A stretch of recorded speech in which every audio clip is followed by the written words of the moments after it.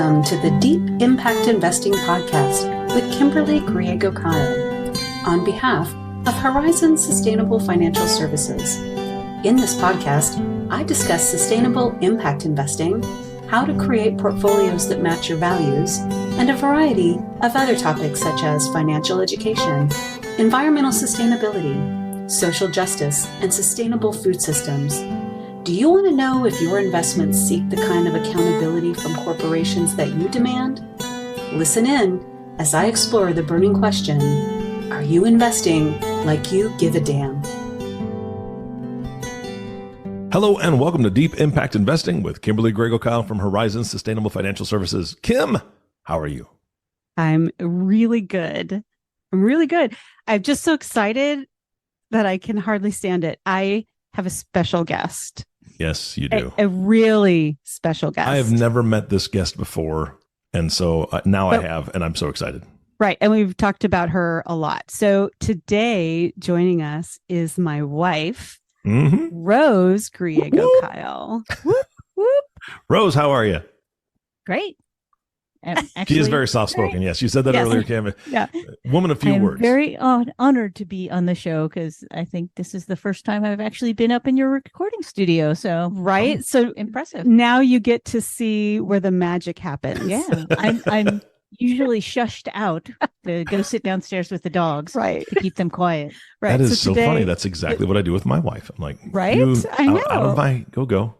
I gotta start recording now. Right. Because, I don't know. I felt a little embarrassed, but I don't know. It's good. I'm very excited. And the reason she's joining us today is because we're going to talk about the day recycling died. Womp, womp. Okay. So now I have the American Pie song running through my head. Right. I know. Right? Okay. Thank you for that. I was thinking I would try to change the wording to that, but I could totally do a parody for that. We can talk about that later. Absolutely. Yeah. All right. So what do you mean the day recycling died? I just feel like, and Rose is super opinionated about this. She's got lots of opinions, and then she's going to share her experience in Japan about their recycling. But, we've really lost our way in a lot of, I agree. I mean, it's just really, anyway, I'm going to give you guys two questions to start this podcast out. If you had to guess, well, you are guessing, which is the country that has the highest percentage of recycling in the world? We'll clarify. So are you saying the highest percentage? Recycling. But I mean, highest percentage as in effectiveness or highest amount of stuff they get rid of? Highest amount of stuff they get rid of. Oh, I see. But that they put into the recycling process. Yeah. Oh, ladies first, Rose. Let me give you a hint. It's in Europe. I would guess someplace like Scandinavia. Okay, Eric? Because they have so little space. Mm-hmm. Oh, that's a good rationale. Good guess, yeah. Mm-hmm. And Eric? I'm going with Rose's answer. That's cheating. Norway. I'll say Norway because isn't that Scandinavian? So the answer is actually Austria. Wow. Okay. Yeah, right. So Austria recycles 63% of their waste. Wow. It gets diverted from landfills. Okay, so it was an effectiveness, right. Got it.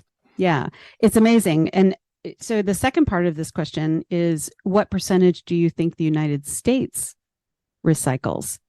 11. Waste that is put in the recycling pool. I'm saying 11. Good guess. I'd probably say less than that. Probably about 8. Wow, you guys are really down on these.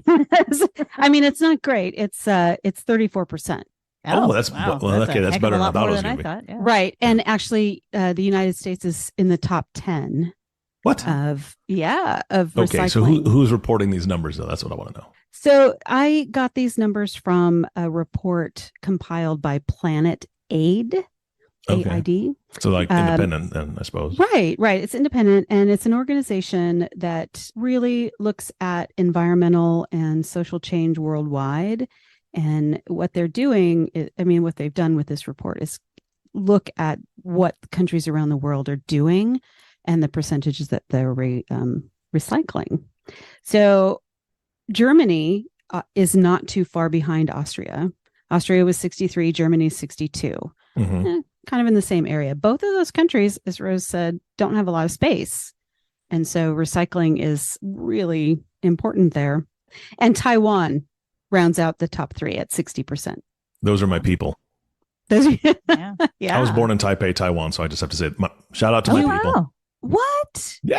I didn't know this about you. Yeah, and if I had known better, I guess from before I turned 18, I could have actually had dual citizenship, because it actually would have been citizenship in China, because it was Republic of China at the time, and I know that China still wants them back. But whatever.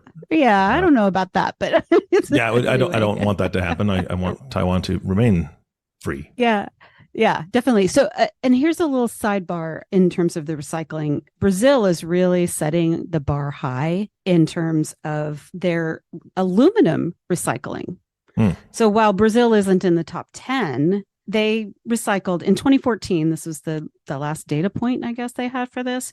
They recycled 98.4% of all consumable aluminum packaging. Wow.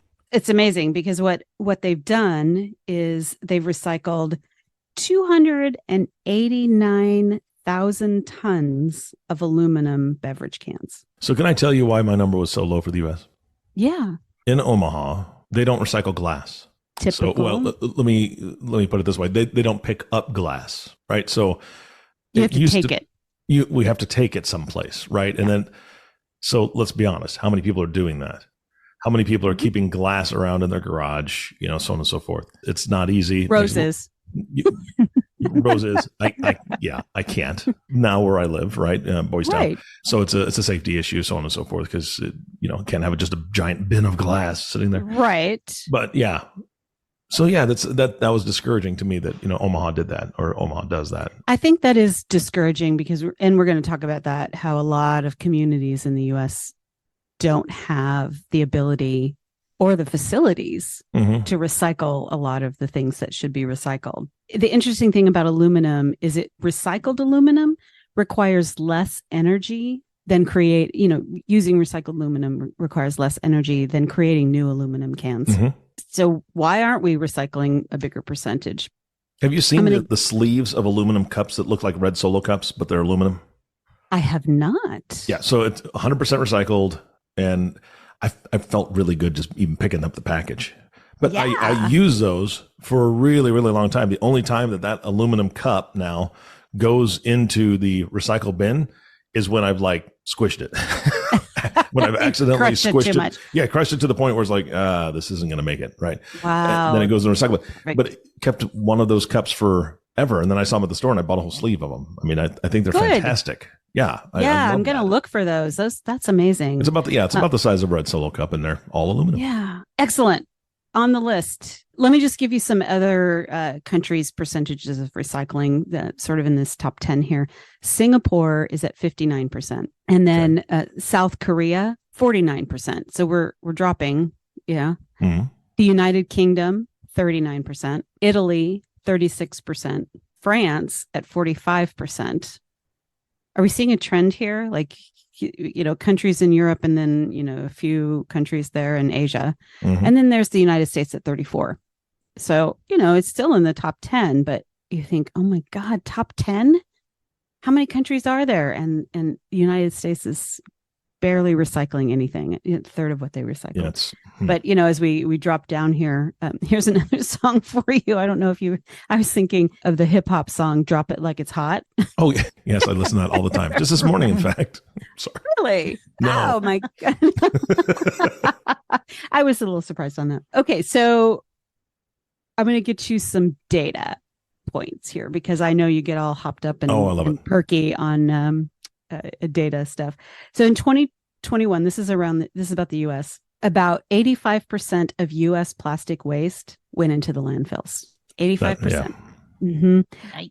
Right. And approximately 98% of single-use products come from fossil fuels. So we know the plastic bottles are coming from oil and fossil fuels. And we know that's a problem. We don't even have to go down that road because I've talked about it a lot.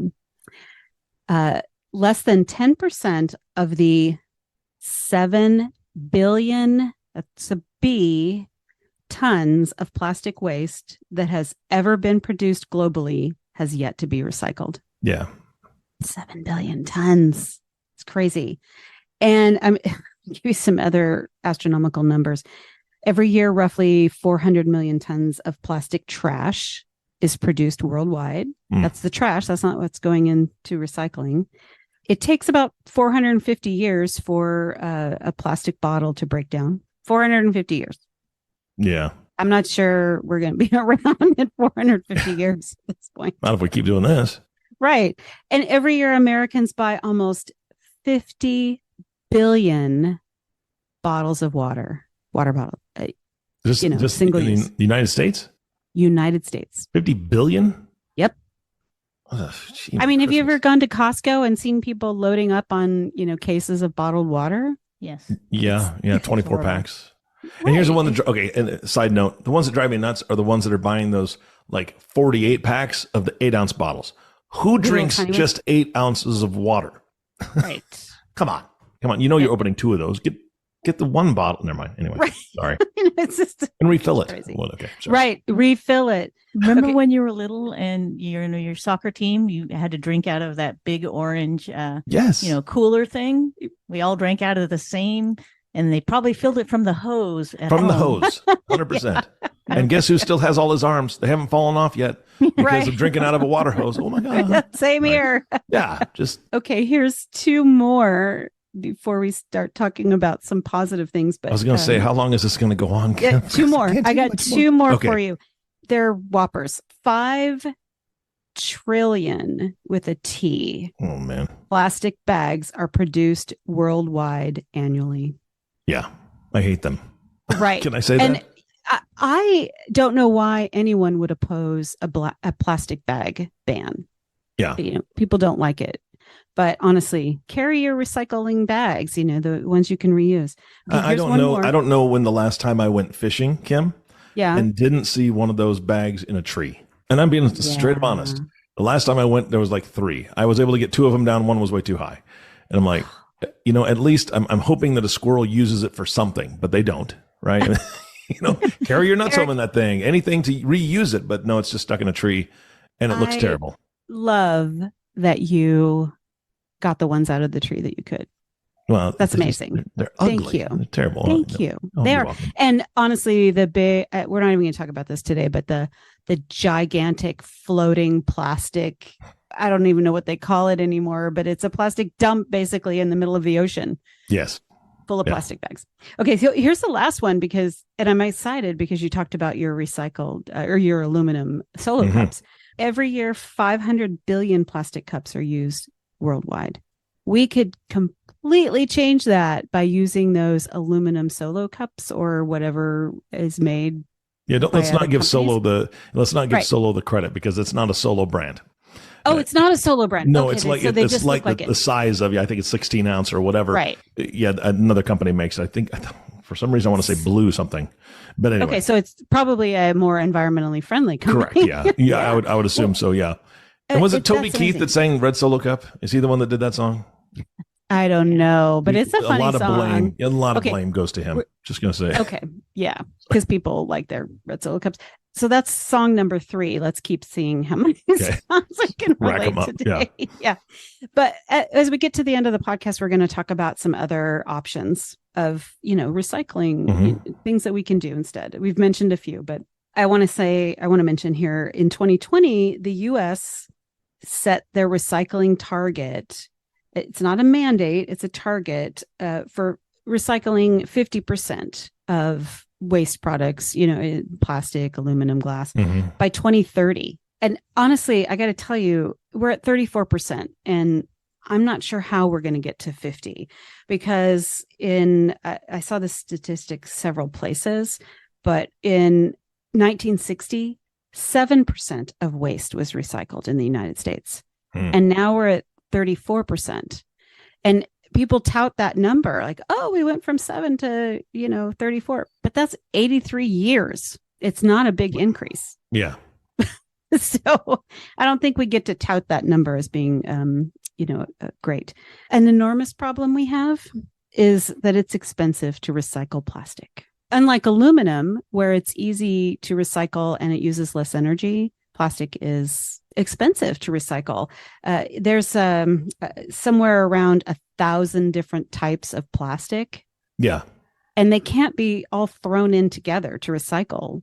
And, even here, there's only a couple of things that we can recycle locally. Mm-hmm. You have to look at those numbers on the bottom.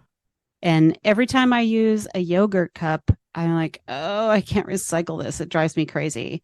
And I'm having trouble finding the glass jars of yogurt lately. So I don't know what's happening with that. I didn't know they made glass jars of yogurt. There's only one company. Right. Yoplait makes a Really? fancy one. Yeah. Yeah, that's in glass. And I like Yoplait. I do too. And you can reuse those for a million things. Mm-hmm. Make candles. Yeah. One of these days we're going to make candles with the 100. Cute little Yeah. tea light size. Yeah. When you have power outage, hey, you guys are set. You can actually buy cork lids for those now. So if you want to use them for other things, Like or spices or something. Yeah, spices, make your own yogurt, whatever, you can get those cork lids. Mm-hmm. I'm like, I got so excited when I saw that. We're talking about expensive recycling. It's cheaper to make brand new plastic containers. And that is a big problem. And one of the reasons it's so expensive is it has to be sorted once we recycle it, because people throw the things in there that shouldn't be in there. They don't take the plastic lids off of the bottles, and the lids can't be recycled, but the bottle can. And we don't really know that. A lot of people don't know that. So, it's a big problem. Let's talk about, here, I have another question for you guys. Ready? What do you think is the number or the percentage of plastic that's turned into new things? I think this is just in the US. Turned into new things. Mm-hmm. So plastic that we maybe throw in our bins, that, what it's collected. What percentage do you think of that plastic is actually made into new things? 14%. 10. That'd be my 5. Good Lord. 5%. I thought you were done giving us bad news. I like to look at it as a push. Like, we can't keep doing that. And we have to, educate people and push them in the right direction. One of the problems is that we desperately need new infrastructure for recycling. Mm-hmm. I don't know when the last time you were at a recycling facility, but there are some huge ones, which of course I've never been to, but they're hand sorting these plastics and aluminum and all of those things, because so many things cannot be recycled. The problem I see is I've seen a couple different videos. Like, one was from the news. They were trying to get awareness out there. One was more of like a documentary somebody made. It was like just a 5-minute thing, but they talked about how difficult it is within these centers. If something gets through, it can ruin an entire batch, right? It can, yes. So I don't know how big a batch is, but one of the ladies that was being interviewed said that entire container now, it has to be just taken straight to the dump. We can't do anything with that because people put things in there that weren't supposed to be in there, kind of thing. Yep. Got to throw it out. Yeah. It's not great. And, then we're just continuing to throw more of it into the landfills. When we talk about infrastructure, we're not just talking about collections. Let me just pause there and talk about this, because today's trash day here. Me too. Oh, well, great. We're all on a Tuesday schedule. So, every other week we can put out recycling, not glass. That's separate. Mm-hmm. But you put everything into your bin. Mm-hmm. It gets loaded into the recycle truck. So cardboard, aluminum, plastic that can't be recycled otherwise, and plastic that can be recycled. It all goes in that same bin. It has to be sorted. Yep. Once it goes into the dump truck, it gets dumped out. It has to be sorted. That's expensive. And you have to have space. And honestly, you have to have local community expectations that that's going to get better. Yeah. Well, one thing I do have to say about Oregon, though, they're way ahead of the game as far as recycling, because they've been on it since the 70s, basically, when they enacted the money back thing, the deposits. Oh, yeah, yeah. Yeah. So they were like the first state to do that. So people have been recycling pretty consistently here, and it's just gotten better and better. And we are so lucky here in McMinnville because there is a company called Recology. It's in their name right there. That they are super good about recycling. And when you go over to their facility, it's all laid out so nicely, and they recycle each little thing. And yes, and they, even though they do throw it in together, they do a great job of sorting. Now, a good example of the opposite is where we came from, New Mexico. When we lived in Santa Fe, pretty big city, 100,000 people, you would think that they would have a pretty good recycling program, but not so much, because they shipped all their recycling off to Albuquerque. And so it was not cost effective for them to recycle, because they're like, well, there's not enough people that do it, so we're not going to do it. So it was a big catch-22. And so I was surprised when I worked in the hotel industry, and we went through so many glass bottles, right, in our bars and our restaurants, and beer bottles and wine bottles, and we did not recycle them.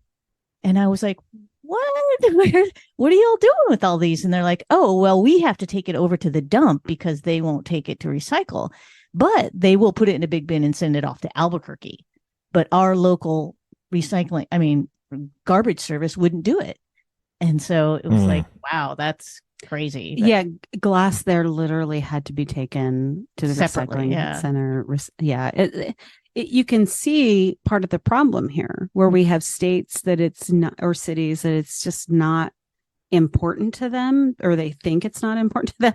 They got to change their mindset. And then you have places like Oregon, McMinnville, who have this amazing system. Well, it was hard for Santa Fe because, for 100,000 people, they were like, well, do we want to invest in a big recycling center that we would, have to hire 100 people to sort plastic? Jobs. Like, right. Yeah, well, thank you for warming up, Rose. Now you're into the conversation. Now I have opinions. Right. Now I know. And a microphone. Woohoo! Right.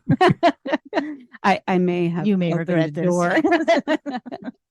I know it feels depressing and overwhelming when you learn that 5% is plastic is being recycled and all these other statistics. But let's talk about ways we can change things and what is good about this. One of the things that I find encouraging, and I think this is can change with political climates, but the U.S. EPA, Environmental Protection, is promoting the necessity of having a bigger and a better circular economy. So I know you're asking, some people are asking, what's a circular economy? What does that mean? And what we're talking about there is an economy that keeps materials and products and services in circulation for as long as possible. So you do recycle that aluminum, then you reuse it, and you're just continuing to, recycle those products until it's no longer usable. Here's a direct quote from the EPA. The circular economy, when designed in a thoughtful and inclusive manner, has the potential to protect the environment, improve economics, and elevate social justice. Sustainability from its foundation requires social equity.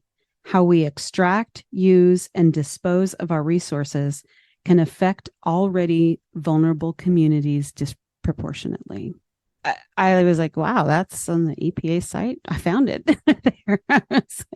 It's interesting to go and look and see what the EPA is thinking and doing. So now I want to talk about the positive stuff. And this is where Rose gets to share her experiences when she went to Japan this year.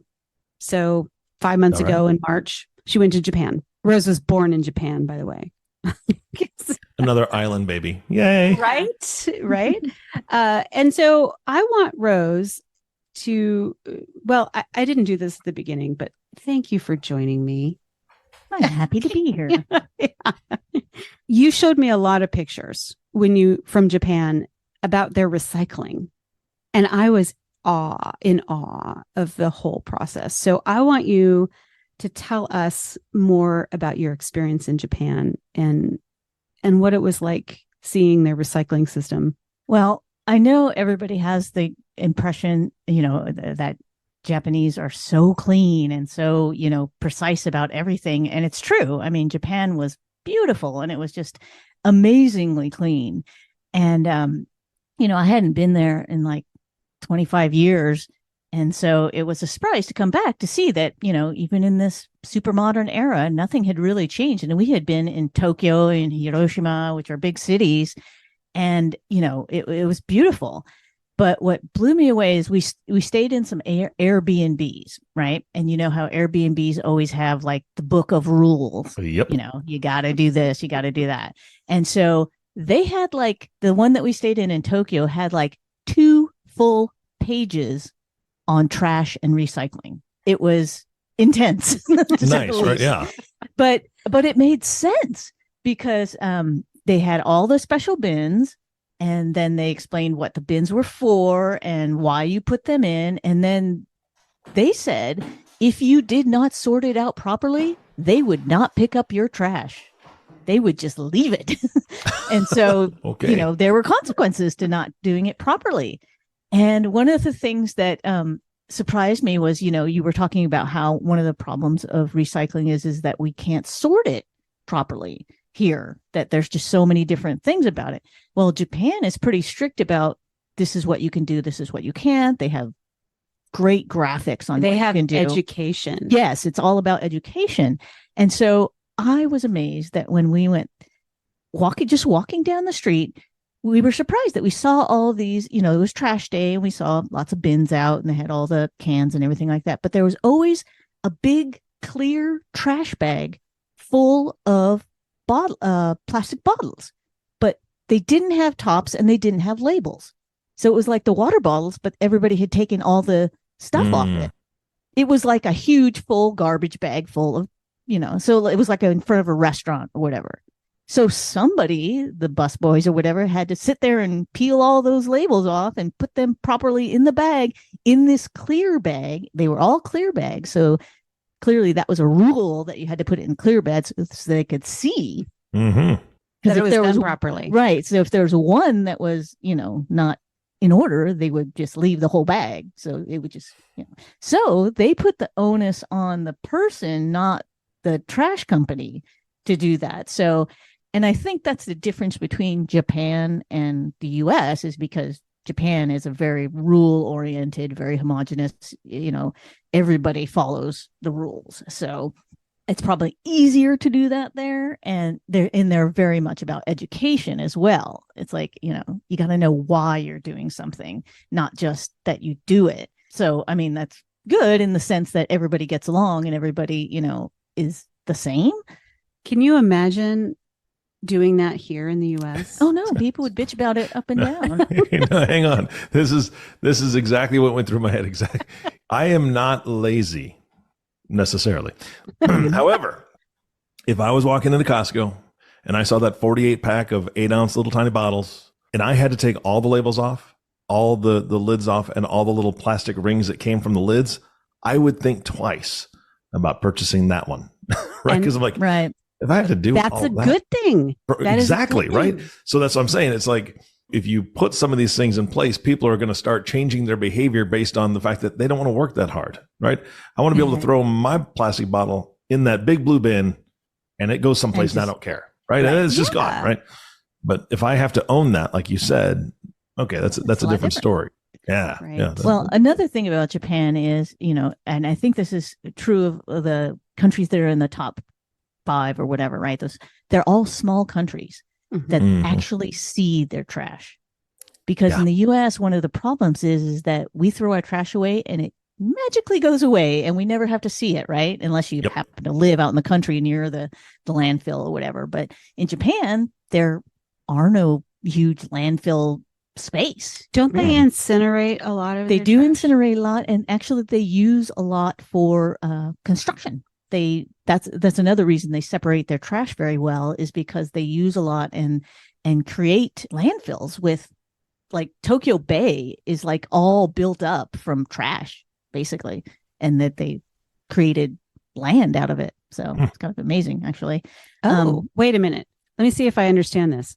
They have taken the trash that can't be incinerated or recycled, and they turn it into solid material, basically, and built it up. So okay, so we really need to start doing that and building up places like around Manhattan and Florida Keys that are sinking, right? Probably possible, yes. But yeah, so I think there's a lot more deliberate thought in those small countries because they know they have a limited amount of space. But also one of the bad things about small countries like that is we are exporting their waste to third world countries that are using it as a money-making source, which is unfortunate. So that's been the case for a long time. And I don't remember if I've mentioned this before, this particular piece, but when I was an exchange student in high school to the Philippines, one of the field trips we took was literally to a dump. And there were people who lived in these little cardboard and wood shacks that they would put up, and they spent their days pulling things out of the landfill that they could get paid for in terms of, putting it into recycling.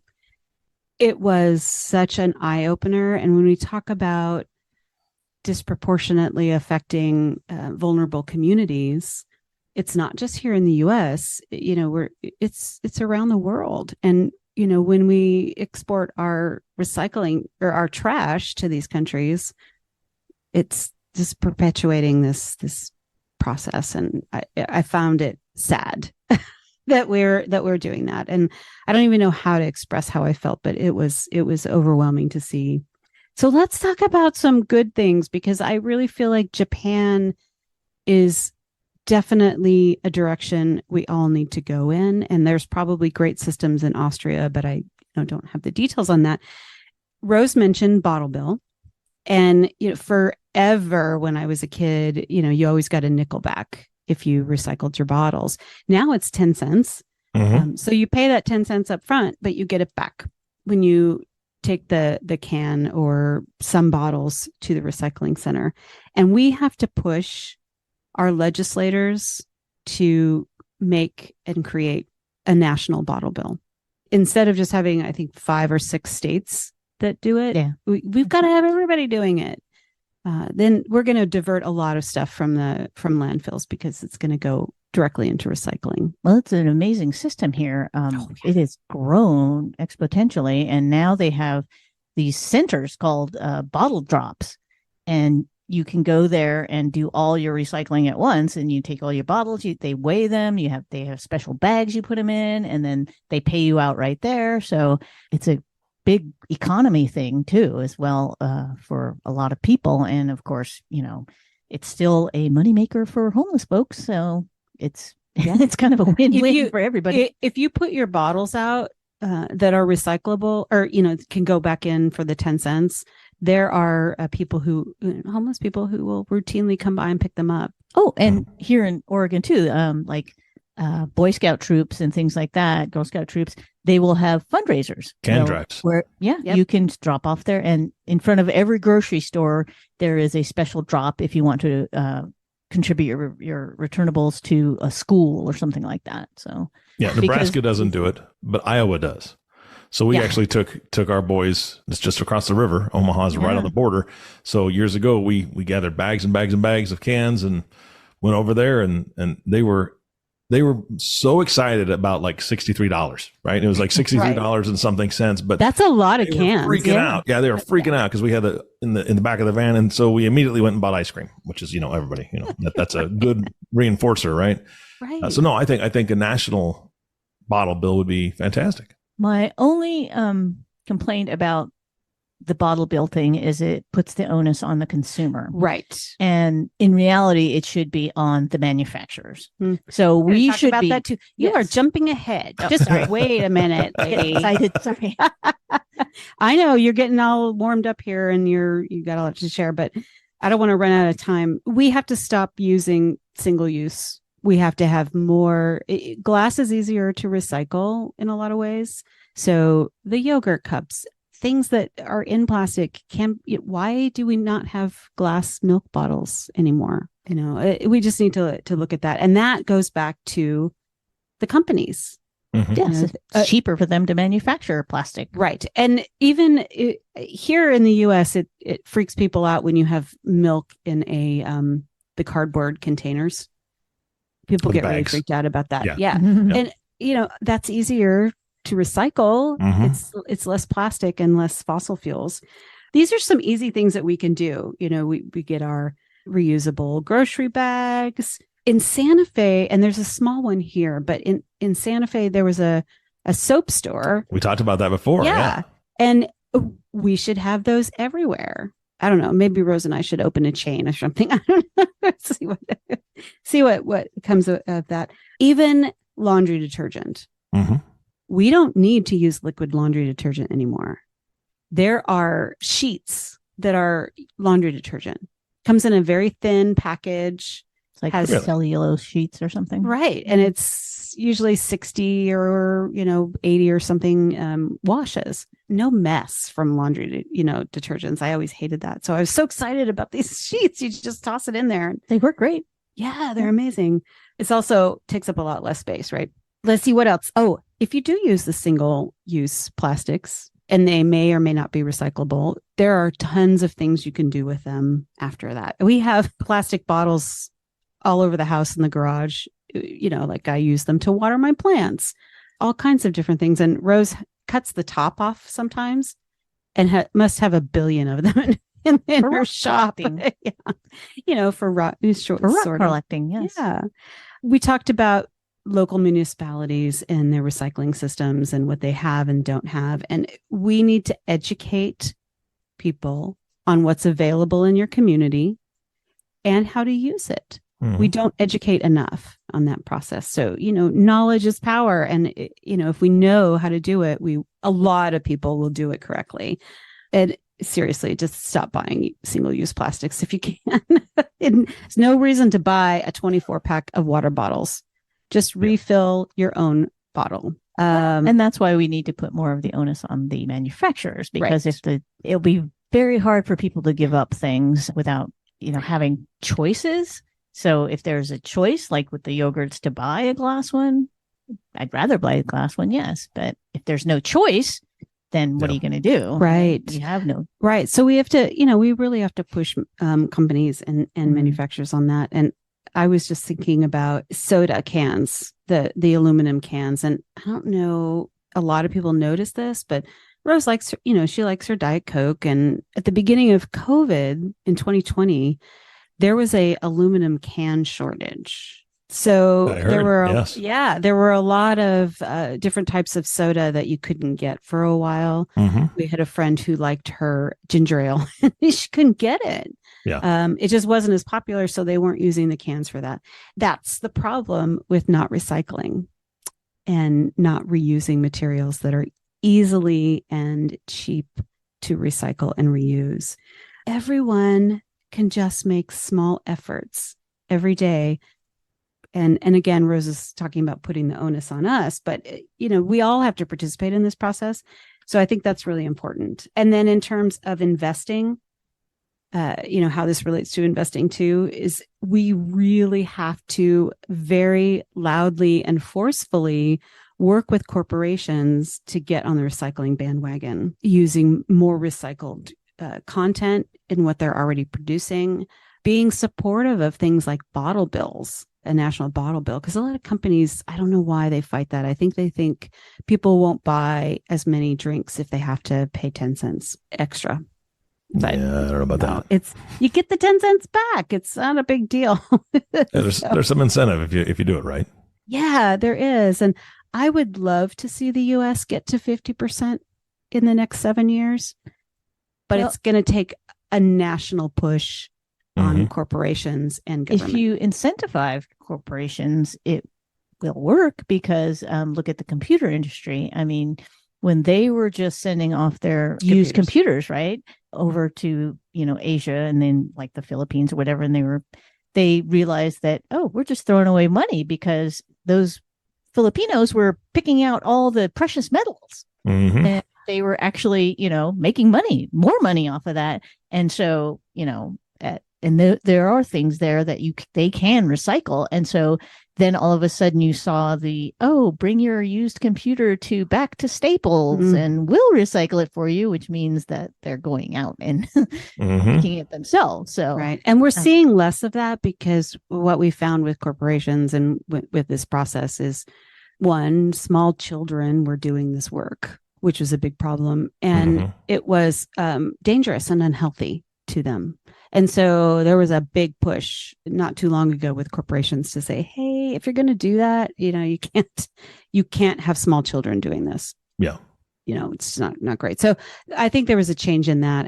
But unfortunately, we saw less recycling of computers with that process. So Kim, I don't know if you know this, but there are rules and legislations that I do believe need to change when it comes to charitable organizations. And that is that charitable organizations, because of certain rules, can't sell a lot of their surplus stuff that they have that they get done using, right? So for instance, there was a school that is part of a charitable organization that is restructuring and getting rid of a ton of desks, bookcases, all sorts of stuff.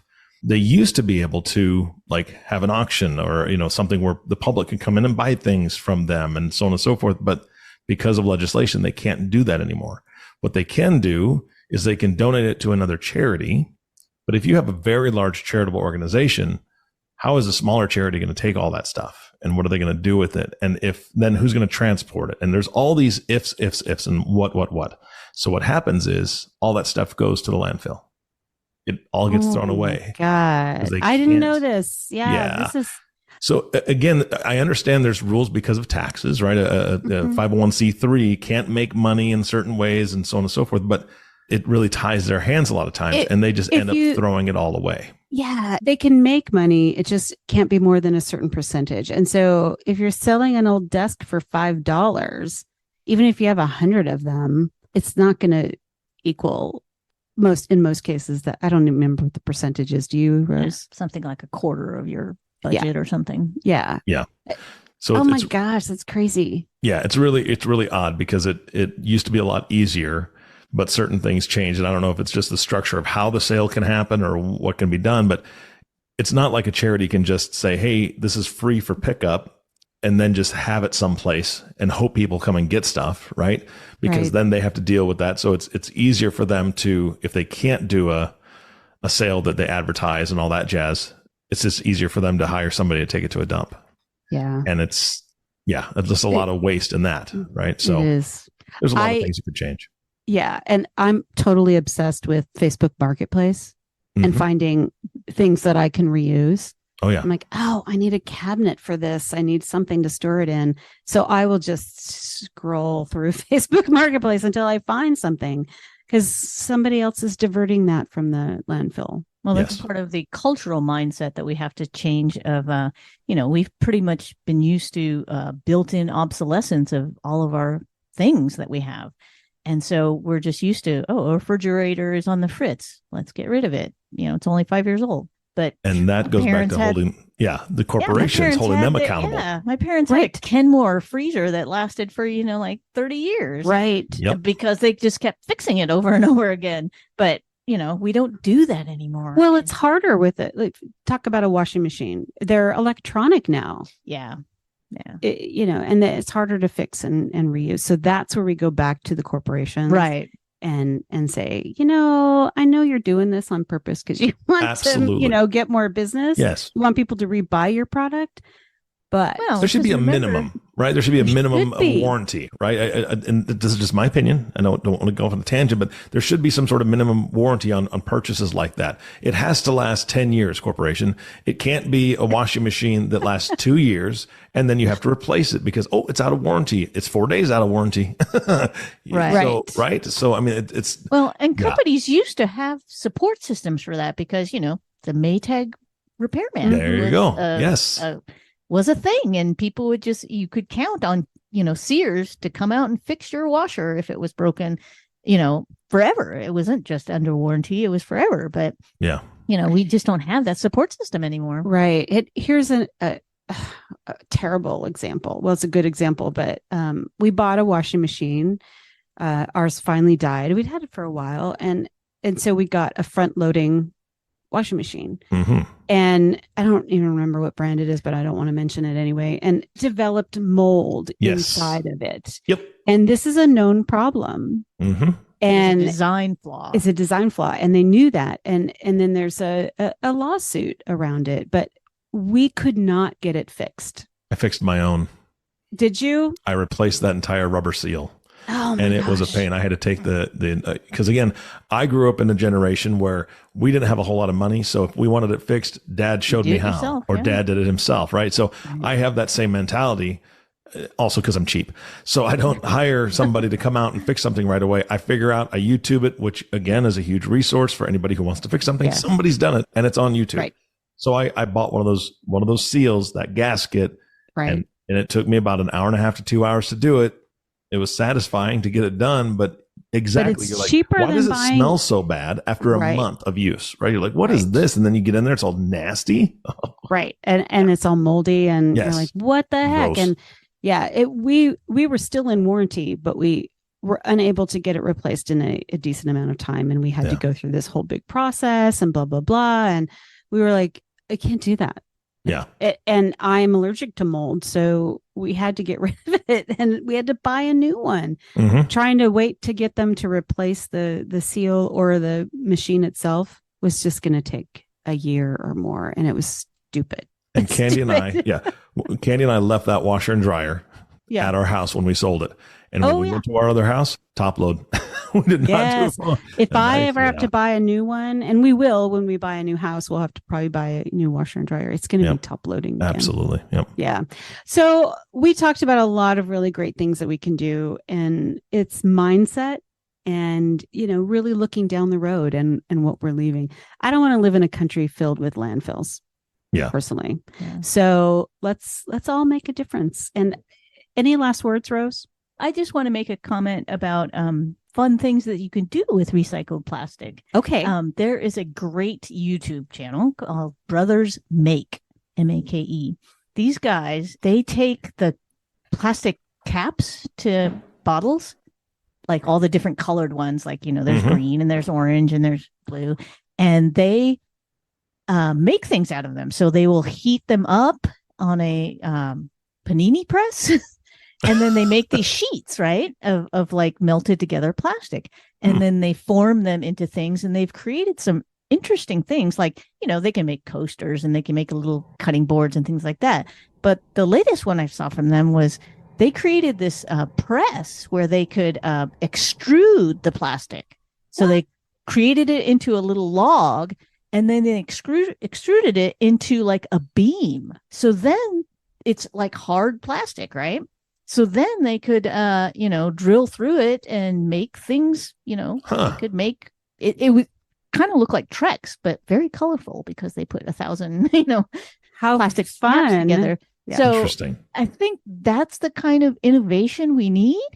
I mean, if these guys can do it on a small scale like that, if we could expound that onto something larger, like why can't we do that? Get creative with some of this stuff and make new things. I mean, that plastic is still going to last forever, but at least you didn't throw those little caps into the... You've reused it. Right. Yeah. You recycle, reuse. Yeah. All of those things. And maybe the things that they make out of those reused pieces of plastic will last forever, right? Because they seem pretty strong. I mean, Trex is pretty strong, right? That plasticky, absolutely wood thing. Thank you, Rose. Thank you so much for being on today and sharing your opinions because you share them with me all the time.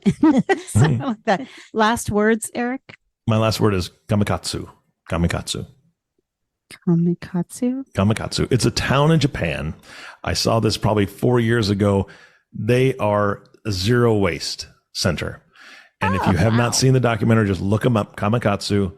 It is amazing. They have to recycle everything. They throw nothing away, and they show how they do it. It's pretty interesting. So Kamikatsu. Well, that should be inspiring. Yeah, right? We should. And they're so excited to do it because it's kind of like their thing. We are the zero waste town. And so I know not every place can do that, but it's pretty amazing to see what they do. So that's kind of fun.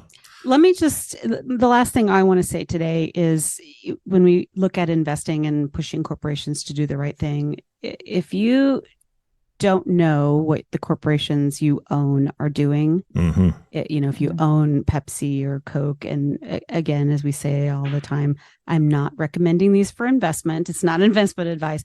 But if you own those companies, you should know what percentage of recycled material they're using, and pushing them to do more with your investments is important. And so Johan at Horizons Sustainable Financial Services can help you look at what's in your portfolio and what those companies are doing. We can get some great reports for people who are interested in that type of thing. So give him a call, 505-982-9661, or email at info@horizonssfs.com. Awesome. This has been fantastic. I just want to thank all the listeners for listening to the Kim and Rose show. This has been a lot of fun. Rose, you were an amazing guest. Thank you so much for being here. It was a pleasure meeting you. Pleasure meeting you too. And Kim, of course, thank you for hosting and bringing all this great information to the listening audience. And speaking of you, listening audience, our last thank you always goes to you. Thank you so much for tuning in and listening to the Deep Impact Investing Podcast with Kimberly Griego-Kiel. If you have not subscribed to the podcast yet, please click the subscribe now button below. This way, when Kim comes out with a new podcast, it'll show up directly on your listening device. And we humbly ask that you share this podcast, rate it, and leave a review, as this actually does help others find the show. Again, thank you so much for listening today. For everyone at Horizon Sustainable Financial Services, this is Eric Johnson reminding you to live your best day every day. And we'll see you next time. Thank you for listening to Deep Impact Investing with Kimberly Griego-Kiel, the Sustainable, Responsible Impact Investing podcast, reminding you that it's time to invest like you give a damn. If you have questions about this podcast or topics you'd like to hear addressed on an upcoming podcast, please email me at kim@griego-kiel.com. That's GRIEGO-KIEL.com. Or give Horizons a call at 505-982-9661 and be sure to ask for Johan Clausen. Don't forget to click the subscribe button to be notified when new episodes become available, and to share this podcast with colleagues, friends, and family. The companies I may speak about during the podcast are not recommendations for investment. Only you and your financial advisor can determine what the right investments are for you. Kimberly Griego-Kiel produces this podcast on behalf of Horizon Sustainable Financial Services. Horizon Sustainable Financial Services, Inc. is a registered investment advisor registered with the SEC. Horizon Sustainable Financial Services, Inc. and its financial professionals do not render tax or legal advice. The information covered and posted represents the views and opinions of the host and/or guests, and does not necessarily represent the views and opinions of Horizon Sustainable Financial Services, Inc. This content has been made available for informational and educational purposes only. This content is not intended to be a substitute for professional investing advice. Always seek the advice of your financial advisor or other qualified financial service providers with any questions you may have regarding your investment planning. None of this content may be used or duplicated without the express written agreement of the podcast host.